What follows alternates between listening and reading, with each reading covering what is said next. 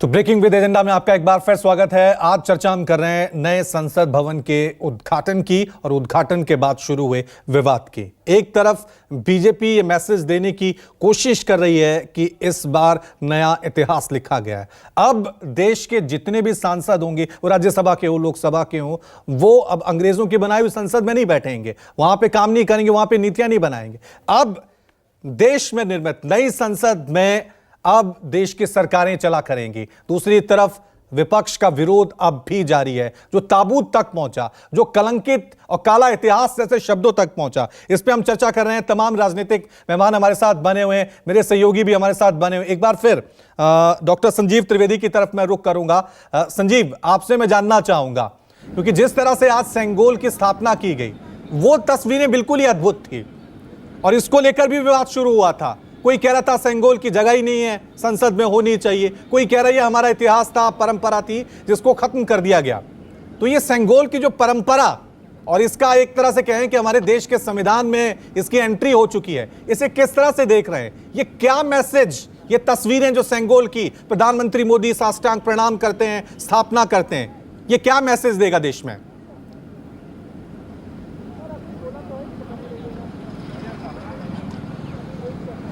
देखिए रवि, जो आप बातें कह रहे हैं ये एक व्यू पॉइंट है, एक सोचने का एक दृष्टिकोण है। देखिए कुछ लोगों का ये कहना है कि ये न्याय का प्रतीक है, सेंगोल का अर्थ ही न्याय होता है।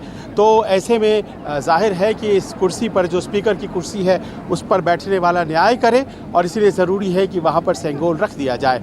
पर दूसरी तरफ ये भी है कि ये जो राजदंड है, ये दरअसल चोल राजाओं को एक के बाद एक दिया जाता था, जब वहाँ पर एक राजा के बाद दूसरे राजा आते थे। और हम लोग राजतंत्र में नहीं बल्कि लोकतंत्र में हैं, तो कुछ लोगों का कहना है कि इसकी आवश्यकता क्या थी। बहरहाल ये एक व्यू पॉइंट है। और दूसरा व्यू पॉइंट, जो कि आप खुद भी कह रहे हैं कि ये गुलामी और दास्ता का प्रतीक था, वो पार्लियामेंट, यहाँ आपको ये बताना बहुत ज़रूरी है रवि कि दरअसल वो गुलामी और दास्ता का कितना प्रतीक था, वो इस बात से तय कीजिए कि 1927 में जब इसे बनाया गया था, तो वो इसीलिए बनाया गया था कि 1919 के मॉन्टेग्यू चेम्सफोर्ड रिफॉर्म्स जो हुए थे, उसमें हमें बाई कैमरल लेजिस्लेचर दिया गया था, यानी कि द्विसदनीय प्रणाली उसी साल 1919 से आई थी। और दिल्ली में ऐसी कोई बिल्डिंग नहीं थी जिसमें कि निचली सदन और ऊपरी सदन दोनों बैठ पाएँ, और इसीलिए ये पुरानी बिल्डिंग बनाई गई थी। उसमें उस वक्त सुप्रीम कोर्ट भी चला करता था। उसमें जो फेडरल सर्विस कमीशन है,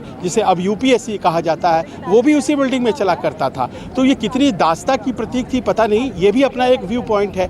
लेकिन सबसे बड़ी बात है कि व्यू पॉइंट रखने के लिए आप आज़ाद हैं, लेकिन आप इस बात के लिए आज़ाद नहीं हैं कि अगर कोई संसद की नई इमारत खड़ी है जिसे देश के नाम समर्पित किया गया है घंटों पहले, तो उसे आप ताबूत से तुलना कर दें। आप किस वोट बैंक को खुश करना चाह रहे हैं, ये अपने आप में बहस का विषय हो सकता है, लेकिन इस तरह की जो ट्वीट्स हैं वो अशोभनीय हैं। और शायद यही वजह है कि अब से कुछ देर पहले भारतीय जनता पार्टी के नेता हैं सुशील मोदी, उन्होंने इस पर राजद्रोह का केस रजिस्टर हो, इस बात की मांग कर दी है। ठीक है। नमस्कार, मैं हूं मानक गुप्ता। अगर आपको हमारा ये वीडियो पसंद आया हो तो इसे लाइक और शेयर जरूर करें, और हाँ, हमें सब्सक्राइब और फॉलो करना ना भूलें, ताकि आप देश और दुनिया की कोई खबर मिस ना करें। तो जुड़े रहिए हमारे साथ और देखते रहिए न्यूज़ 24।